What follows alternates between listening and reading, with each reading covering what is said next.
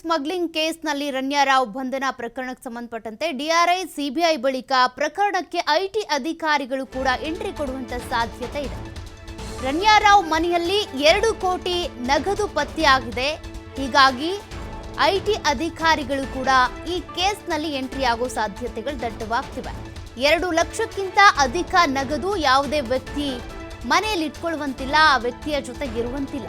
ಹೀಗಾಗಿ ಆದಾಯ ತೆರಿಗೆ ಅಧಿಕಾರಿಗಳಿಂದ ತನಿಖೆಗೆ ಸಿದ್ಧತೆ ಮಾಡಿಕೊಳ್ತಿದ್ದಾರಂತೆ. ಕೋರ್ಟ್ನಿಂದ ಅನುಮತಿ ಪಡೆದು ನಟಿ ರಣ್ಯಾ ವಿಚಾರಣೆಗೆ ಸಿದ್ಧತೆ ಮಾಡಿಕೊಳ್ತಾ ಇದ್ದಾರೆ ಐಟಿ ಅಧಿಕಾರಿಗಳು.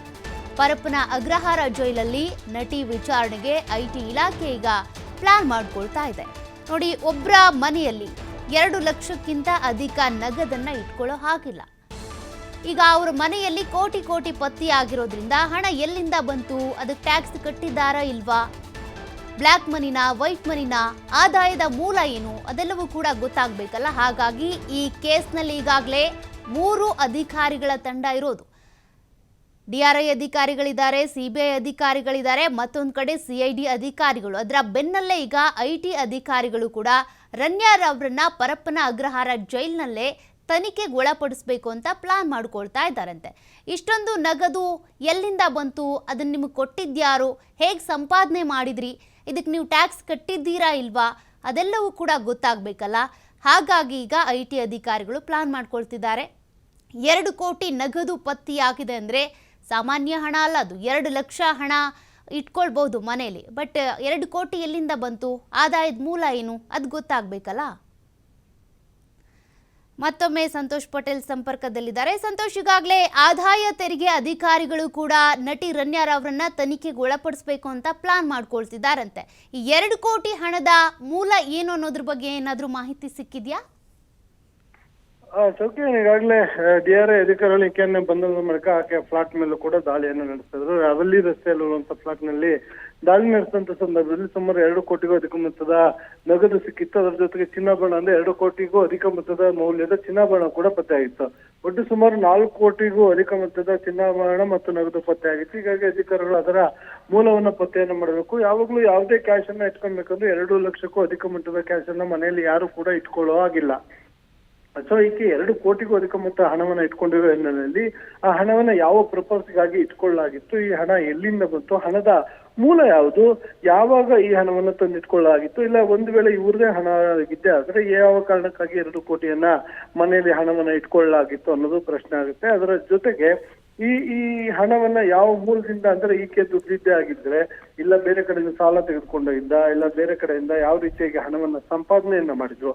ಸೊ ಈ ಎಲ್ಲಾ ಲೆಕ್ಕಾಚಾರಗಳನ್ನು ಕೂಡ ಇವರು ಅಧಿಕಾರಿಗಳಿಗೆ ಲೆಕ್ಕಪತ್ರವನ್ನ ಕೊಡಬೇಕಾಗತ್ತೆ.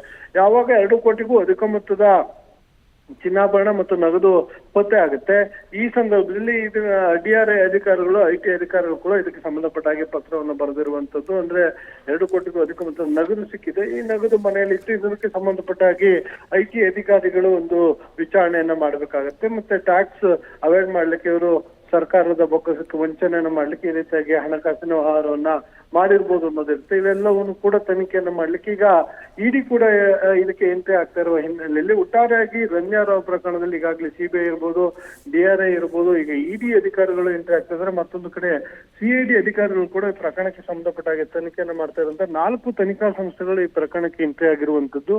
ಸೊ 4 ತನಿಖಾ ಸಂಸ್ಥೆಗಳು ಈ ಪ್ರಕರಣನ ಎಂಟ್ರಿ ಮಾಡ್ತಾ ಇರುವ ಹಿನ್ನೆಲೆಗಳಲ್ಲಿ ದಿನದಿಂದ ದಿನಕ್ಕೆ ಏನು ರಣ್ಯಾರಾವ್ ಇದ್ದಾಳೆ, ಈಕೆಯ ಕಾನೂನಿನ ಕುಣಿಕೆ ಗಟ್ಟಿ ಆಗ್ತಿದೆ ಅಂತಾನೆ ಹೇಳ್ಬೋದು. ಸೌಖ್ಯ. Okay, thank you Santosh ಡೀಟೇಲ್ಸ್ಗೆ.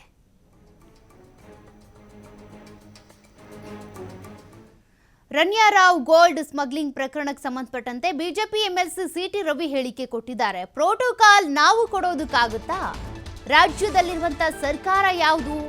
Bit coin ರೀತಿ ಹಳ್ಳ ಹಿಡಿಬಾರ್ದು. ಇದು ಆ ಕೇಸ್ ಹೇಗೆ ಹಳ್ಳ ಹಿಡಿತೋ ಅದೇ ರೀತಿ ಈ ಕೇಸು ಕೂಡ ಹಳ್ಳ ಹಿಡಿಬಾರ್ದು. ಮೊದಲು ಎಲ್ಲಾ ಪ್ರಕರಣ ಬಹಳ ಸೌಂಡ್ ಮಾಡ್ತವೆ, ಆಮೇಲೆ ಸೌಂಡ್ಲೆಸ್ ಆಗ್ಬಿಡ್ತವೆ. ಕೆಜಿ ಗಟ್ಟಲೆ ಚಿನ್ನ ತರೋದು ಸಾಮಾನ್ಯವೇ? ವಿಧಾನಸೌಧದಲ್ಲಿ ಬಿಜೆಪಿ ಎಂಎಲ್ಸಿ ಸಿಟಿ ರವಿ ಹೇಳಿಕೆ ಕೊಟ್ಟಿದ್ದಾರೆ. ಪ್ರೋಟೋಕಾಲ್ ನಿಯಮಗಳನ್ನ ಕೊಡೋದು ಯಾರು, ಪ್ರೋಟೋಕಾಲ್ಗೆ ಅನುಮತಿ ಕೊಡೋದು ಯಾರು? ಸರ್ಕಾರ ಅಲ್ವಾ? ಈಗಿರೋದು ಯಾವ ಸರ್ಕಾರ? ಹೇಗೆ ಅನುಮತಿ ಕೊಟ್ರು? ಕೆಜಿ ಗಟ್ಟಲೆ ಚಿನ್ನವನ್ನ ತೆಗೆದುಕೊಂಡು ಬರ್ತಾರೆ ಅಂದ್ರೆ ಇದು ಸಾಮಾನ್ಯ ವಿಚಾರನಾ?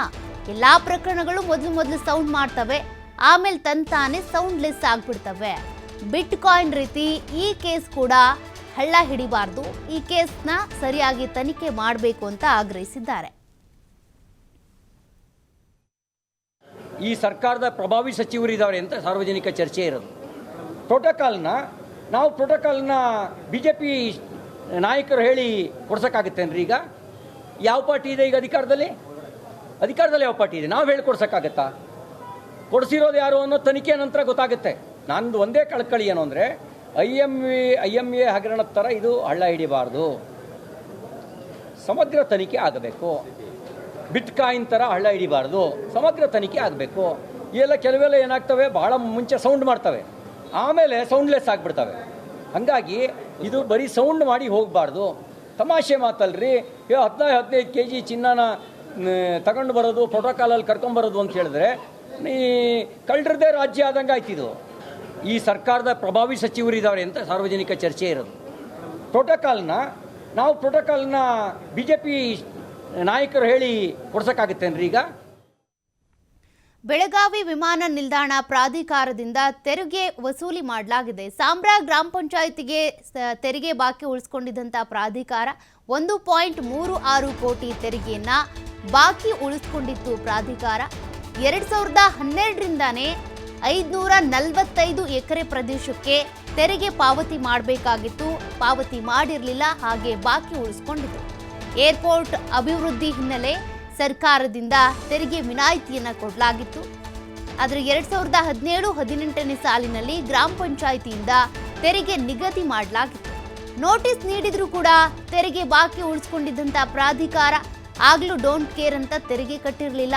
ಈಗಾಗಲೇ 65 ಲಕ್ಷ ರೂಪಾಯಿ ತೆರಿಗೆ ಪಾವತಿಸಿರುವಂಥ ಪ್ರಾಧಿಕಾರ ಬಾಕಿ ಹಣ ಪಾವತಿಗೆ ಮಾರ್ಚ್ ಅಂತ್ಯದವರೆಗೂ ಕೂಡ ಕಾಲಾವಕಾಶವನ್ನು ಕೊಡಲಾಗಿದೆ.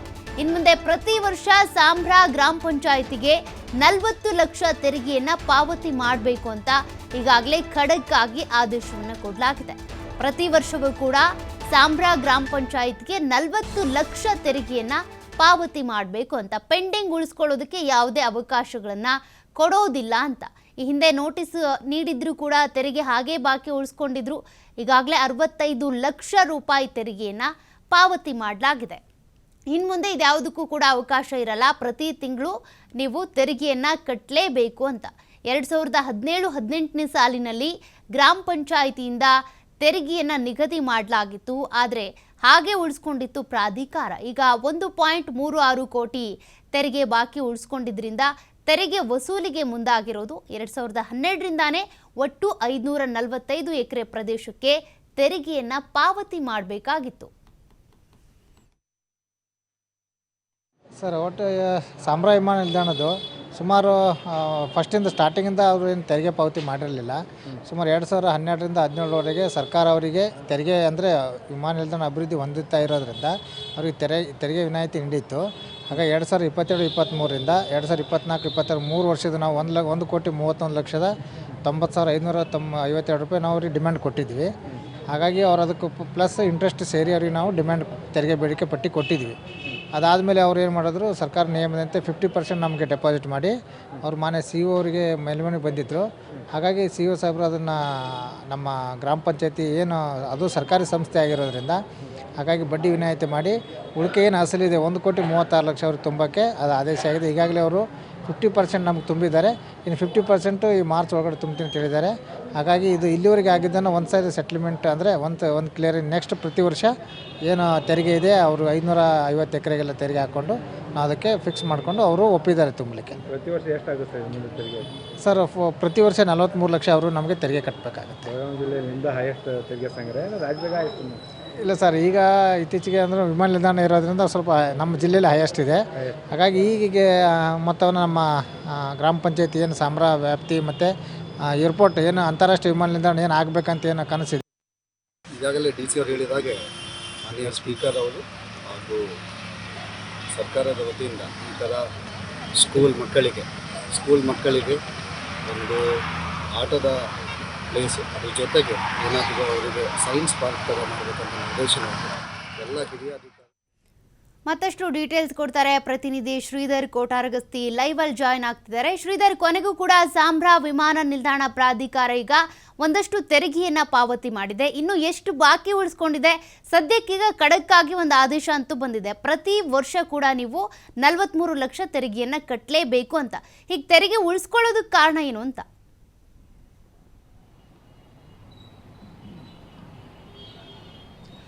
ಸೌಖ್ಯ ಏನು ಬೆಳಗಾವಿಯ ಏನು ಸಾಂಬ್ರಾ ವಿಮಾನ ನಿಲ್ದಾಣ ಇದೆ, ವಿಮಾನ ನಿಲ್ದಾಣವನ್ನು ಏನು ಮೇಲ್ದರ್ಜೆಗೇರಿಸುವಂಥ ಹಿನ್ನೆಲೆಯಲ್ಲಿ ಈ ಒಂದು ತೆರಿಗೆ ಭರಿಸುವಂಥ ವಿಚಾರದಲ್ಲಿ ಒಂದು ಸರ್ಕಾರದಿಂದ ವಿನಾಯಿತಿಯನ್ನು ಪಡೆದುಕೊಂಡಿರುತ್ತೆ. ಪ್ರಮುಖವಾಗಿ ಬೆಳಗಾವಿಯ ಏರ್ಪೋರ್ಟ್ ಏನಿದೆ, ಏರ್ಪೋರ್ಟ್ 2012ರಿಂದಲೇ ಒಂದು ತೆರಿಗೆಯನ್ನು ಕಟ್ಟಬೇಕಾಗುತ್ತೆ. ಅದು ಸರ್ಕಾರ ವಿನಾಯಿತಿ ಕೊಟ್ಟಿರೋದ್ರಿಂದ 2017-18ರವರೆಗೆ ಯಾವುದೇ ರೀತಿ ತೆರಿಗೆಯನ್ನು ಭರಿಸೋದಿಲ್ಲ. ಯಾವಾಗ ವಿಮಾನ ನಿಲ್ದಾಣ ಡೆವಲಪ್ಮೆಂಟ್ ಆದ ಬಳಿಕ ಒಂದು ಏನು ಸಾಂಬ್ರಾ ಗ್ರಾಮ ಪಂಚಾಯತಿಯಿಂದ ಒಂದು ಏನು ಬೆಳಗಾವಿ ವಿಮಾನ ನಿಲ್ದಾಣದ ಪ್ರಾಧಿಕಾರಕ್ಕೆ ಒಂದು ನೋಟಿಸನ್ನು ಕಳಿಸಲಾಗುತ್ತೆ. ಪ್ರತಿ ವರ್ಷ ಕಟ್ಟಬೇಕಾದಂಥ ತೆರಿಗೆಯನ್ನು ಕಟ್ಟಿಲ್ಲ, ಹಾಗಾಗಿ ಆ ತೆರಿಗೆಯನ್ನು ಭರಿಸಬೇಕು ಅನ್ನೋ ನೋಟಿಸನ್ನು ಕೊಡಲಾಗುತ್ತೆ. 1,36,00,000 ತೆರಿಗೆ ಬಾಕಿ ಉಳಿಸ್ಕೊಂಡಿರುತ್ತೆ. ಜೊತೆಗೆ ಈ ಒಂದು ನೋಟಿಸ್ ಕೊಟ್ಟರು ಕೂಡ ನೋಟಿಸ್ಗೂ ಯಾವುದೇ ರೀತಿಯ ಕ್ಯಾರ್ ಎಂದಿರೋದಿಲ್ಲ. ಜೊತೆಗೆ ಏನು 65 ಲಕ್ಷ ರೂಪಾಯಿ ಹಣವನ್ನು ಒಂದು ಡಿಪಾಸಿಟ್ ಮಾಡಿ ಏನು ಜಿಲ್ಲಾ ಪಂಚಾಯತ್ ಸಿಒ ಅಂತ ಏನು ರಾಹುಲ್ ಸಿಂಧೆ ನೇತೃತ್ವದ ಏನು ಕೋರ್ಟ್ ಇರುತ್ತೆ, ಆ ಕೋರ್ಟ್ ಮುಂದೆ ಒಂದು ಮೇಲ್ಮನವಿಯನ್ನು ಸಲ್ಲಿಸಲಾಗುತ್ತೆ. ನಮಗೆ ತೆರಿಗೆಯಿಂದ ವಿನಾಯಿತಿ ಕೊಡಬೇಕು, ಜೊತೆಗೆ ಇನ್ನೂ ಕೂಡ ಒಂದು ವಿಮಾನ ನಿಲ್ದಾಣದ ಕಾಮಗಾರಿ ಮುಂದುವರೆದಿರ್ತಕ್ಕಂಥ ಹಿನ್ನೆಲೆಯಲ್ಲಿ ತೆರಿಗೆ ಭರಿಸೋದಕ್ಕೆ ಕಷ್ಟ ಆಗುತ್ತೆ ಅನ್ನೋಂಥ ಮಾತನ್ನು ಕೂಡ ಒಂದು ಸಿಒ ಮುಂದೆ ವ್ಯಕ್ತಪಡಿಸಲಾಗುತ್ತೆ. ಆದರೆ ಸರ್ಕಾರದಿಂದ 2012ರಿಂದ ನಿರಂತರವಾಗಿ 2017-18ರವರೆಗೆ ಒಂದು ವಿನಾಯಿತಿ ಕೊಟ್ಟಿದ್ದರಿಂದ ಜೊತೆಗೆ ಈಗ ನೀವು ತೆರಿಗೆ ಭರಿಸಲೇಬೇಕು. ಈಗ ಈ ಒಂದು ಬಾಕಿ ಉಳಿಸಿಕೊಂಡಂಥ ತೆರಿಗೆ ಮೊತ್ತದ ಏನು ಬಡ್ಡಿ ಏನಿದೆ, ಬಡ್ಡಿಯನ್ನು ನಾವು ವಿನಾಯಿತಿ ಕೊಡ್ತೇವೆ. ಆದರೆ ಅಸಲೇನಿದೆ, ಅಸಲನ್ನು ಭರಿಸಲೇಬೇಕು ಅನ್ನೋಂಥ ಒಂದು ಸೂಚನೆ ಕೊಡ್ತಾರೆ. ಆ ಒಂದು ಆದೇಶದ ಮೇರೆಗೆ ಈಗ ಏನಂದರೆ ಬೆಳಗಾವಿ ಏರ್ಪೋರ್ಟ್ ಅಥಾರಿಟಿ ಅವರು ಈಗ ತೆರಿಗೆ ಭರಿಸೋದಕ್ಕೆ ಮುಂದಾಗಿರ್ತಕ್ಕಂಥದ್ದು. ಪ್ರತಿ ವರ್ಷ ಒಂದು ಸಾಂಬ್ರಾ ಗ್ರಾಮ ಪಂಚಾಯತ್ಗೆ 40 ಲಕ್ಷ ರೂಪಾಯಿಗಿಂತ ಅಧಿಕ ಒಂದು ತೆರಿಗೆಯನ್ನು ಭರಿಸಬೇಕಾಗುತ್ತೆ. ಯಾಕಂದರೆ 545 ಎಕರೆ ಪ್ರದೇಶದ ಏನು ಜಮೀನಿದೆ, ಜಮೀನಿಗೆ ಒಂದು ಗ್ರಾಮ ಪಂಚಾಯತಿಯಿಂದ ಎಲ್ಲ ರೀತಿಯ ಮೂಲಭೂತ ಸೌಲಭ್ಯಗಳನ್ನು ಒದಗಿಸಿರ್ತಕ್ಕಂಥದ್ದು. ಒಂದು ವೇಳೆ ತೆರಿಗೆ ಭರಿಸದೇ ಇದ್ದರೆ ನಾವು ಮೂಲಭೂತ ಸೌಲಭ್ಯಗಳ ಸಂಪರ್ಕವನ್ನು ಕಡಿತಗೊಳಿಸ್ತೇವೆ ಅನ್ನೋ ಎಚ್ಚರಿಕೆಯನ್ನು ಕೂಡ ಒಂದು ಗ್ರಾಮ ಪಂಚಾಯತಿಯಿಂದ ಕೊಟ್ಟಿರ್ತಾರೆ. ಹಾಗಾಗಿ ಯಾವಾಗ ಒಂದು ಜಿಲ್ಲಾ ಪಂಚಾಯತ್ ಸಿಒ ಮಧ್ಯಪ್ರವೇಶಿಸಿ ಒಂದು ಏರ್ಪೋರ್ಟ್ ಅಥಾರಿಟಿಗೆ ಒಂದು ಎಚ್ಚರಿಕೆಯನ್ನು ಸಂದೇಶ ರವಾನಿಸ್ತಾರೋ ಆಗ ಈಗ ಒಂದು ಗ್ರಾಮ ಪಂಚಾಯತ್ಗೆ ಭರಿಸಬೇಕಾದಂಥ ಬಾಕಿ ಏನು ಆ ತೆರಿಗೆ ಇದೆ, ತೆರಿಗೆ ಭರಿಸೋದಕ್ಕೆ ಮುಂದಾಗಿರ್ತಕ್ಕಂಥದ್ದು. ಈಗ 65 ಲಕ್ಷ ರೂಪಾಯಿ ಹಣವನ್ನು ಇಟ್ಟಿದ್ದಾರೆ. ಇನ್ನು ಉಳಿದಂಥ ಹಣವನ್ನು ಭರಿಸೋದಕ್ಕೆ ಮಾರ್ಚ್ ಅಂತ್ಯದವರೆಗೆ ಒಂದು ಕಾಲಾವಕಾಶವನ್ನು ಕೇಳಿರ್ತಕ್ಕಂಥದ್ದು. ಸೌಖ್ಯ, ಥ್ಯಾಂಕ್ ಯು ಶ್ರೀಧರ್ ಡೀಟೇಲ್ಸ್ಗೆ.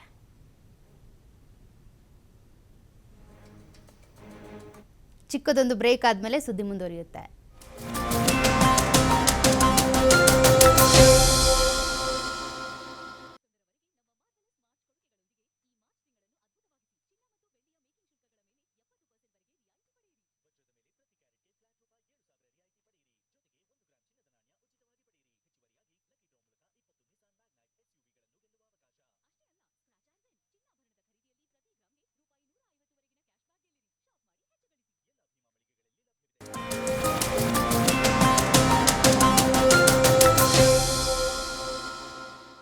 ವೃದ್ಧನ ಮೇಲೆ ದಂಪತಿಯಿಂದ ಮಾರಣಾಂತಿಕ ಹಲ್ಲೆ ಮಾಡಲಾಗಿದೆ. ಬಿಎಂಟಿಸಿ ಬಸ್ನಲ್ಲಿ ಸಂಚಾರ ಮಾಡುವ ಸಂದರ್ಭದಲ್ಲಿ ಈ ರೀತಿ ಥಳಿಸಿದ್ದಾರೆ. ಬೆಂಗಳೂರಿನ ಕೊಟ್ಟಿಗೆಪಾಳ್ಯ ಬಸ್ ನಿಲ್ದಾಣದ ಬಳಿ ನಡೆದಿರುವಂತಹ ಘಟನೆ ಇದು. ಸ್ಟಾಪ್ ಬಂತು, ಬಸ್ ನಿಲ್ಲಿಸಿ ಅಂತ ಪ್ರಶ್ನೆ ಮಾಡಿದ್ದಕ್ಕೆ ಕಿರಿಕಾಗಿದೆ. ಸ್ಟಾಪ್ ಬಂತು, ಬಸ್ ನಿಲ್ಲಿಸಿ ಅಂತ ಚಾಲಕನಿಗೆ ವೃದ್ಧ ಹೇಳಿರೋದು. ಯಾಕೆ ನಿಲ್ಲಿಸ್ತಾ ಇಲ್ಲ ಅಂತ ಪ್ರಶ್ನೆ ಮಾಡಿದ್ದಾರೆ. ಪರಿಪರಿಯಾಗಿ ಕೇಳ್ಕೊಂಡ್ರು ಕೂಡ ಚಾಲಕ ಬಸ್ ನಿಲ್ಲಿಸಿಲ್ಲ ಅನ್ನುವಂಥ ಆರೋಪ ಕೇಳಿಬಂದಿದೆ. ಈ ವೇಳೆ ಚಾಲಕನ ಪರ ನಿಂತು ವೃದ್ಧನಿಗೆ ದಂಪತಿ ತಿಳಿಸಿದ್ದಾರೆ. ಯಾಕೆ ಬಸ್ ನಿಲ್ಲಿಸ್ತಾ ಇಲ್ಲ, ನನ್ನ ಸ್ಟಾಪ್ ಬಂತು ನಿಲ್ಲಿಸಿ ಅಂತ ವೃದ್ಧ ಕೇಳ್ಕೊಂಡಿದ್ದಾರೆ. ಈ ಸಂದರ್ಭದಲ್ಲಿ ವೃದ್ಧನ ಪರವಾಗಿ ನಿಲ್ಲೋದ್ರ ಬದಲು ಬಸ್ ಚಾಲಕನ ಪರವಾಗಿ ನಿಂತು ದಂಪತಿ ಪಾಪ ಆ ವೃದ್ಧನಿಗೆ ಹಿಗ್ಗಾಮುಗ್ಗಾ ಥಳಿಸಿದ್ದಾರೆ. ಪರಿಪರಿಯಾಗಿ ಕೇಳ್ಕೊಂಡ್ರು ಕೂಡ ಅವರ ಸ್ಟಾಪ್ ಅಂದ್ರೆ ನಿಲ್ದಾಣ ಬಂದಂತ ಸಂದರ್ಭದಲ್ಲಿ ನಿಲ್ಲಿಸಿಲ್ಲ. ನೋಡಿ ಆ ದಂಪತಿ ಹೇಗೆ ಆ ವೃದ್ಧನ ಮೇಲೆ ದಾಳಿ ಮಾಡ್ತಿದ್ದಾರೆ, ಹಿಂಗ್ ಬೇಕಂಗ್ ಮನ್ಸೋ ಇಚ್ಛೆ ತಿಳಿಸ್ತಾ ಇದ್ದಾರೆ. ಆ ದೃಶ್ಯಗಳನ್ನ ನೀವು ಗಮನಿಸ್ತಾ ಇದ್ದೀರಾ. ಚಾಲಕನ ಪರವಾಗಿ ನಿಂತ್ಕೊಂಡು ಆ ವೃದ್ಧನ ಮೇಲೆ ಈ ರೀತಿಯಾಗಿ ಹಲ್ಲೆ ಮಾಡಿರುವಂಥ ದೃಶ್ಯಗಳನ್ನು ನೀವು ಗಮನಿಸ್ತಾ ಇದ್ದೀರಾ. ಸ್ಟಾಪ್ ಬಂತು ನಿಲ್ಲಿಸಿಲ್ಲ ಅಂತ ಅಂದರೆ ಆತ ಪ್ರಶ್ನೆ ಮಾಡಿದ್ದಾನೆ. ಬಟ್ ಇವ್ರು ಯಾಕೆ ಆತನ ಪರವಾಗಿ ನಿಂತ್ಕೊಂಡು, ಚಾಲಕನ ಪರವಾಗಿ ನಿಂತ್ಕೊಂಡು ವೃದ್ಧನಿಗೆ ಹಲ್ಲೆ ಮಾಡಬೇಕಾಗಿತ್ತು? ಪಾಪ ಆ ವೃದ್ಧನ ಮೇಲೆ ಹೆಂಗೆ ಬೇಕೋ ಹಂಗೆ ಮನಸ್ಸೋ ಇಚ್ಛೆ ತಿಳಿಸ್ಬಿಟ್ಟಿದ್ದಾರೆ. ಕೊಟ್ಟಿಗೆಪಾಳ್ಯ ಬಸ್ ನಿಲ್ದಾಣದ ಬಳಿ ನಡೆದಿರುವಂಥ ಘಟನೆ ಇದು.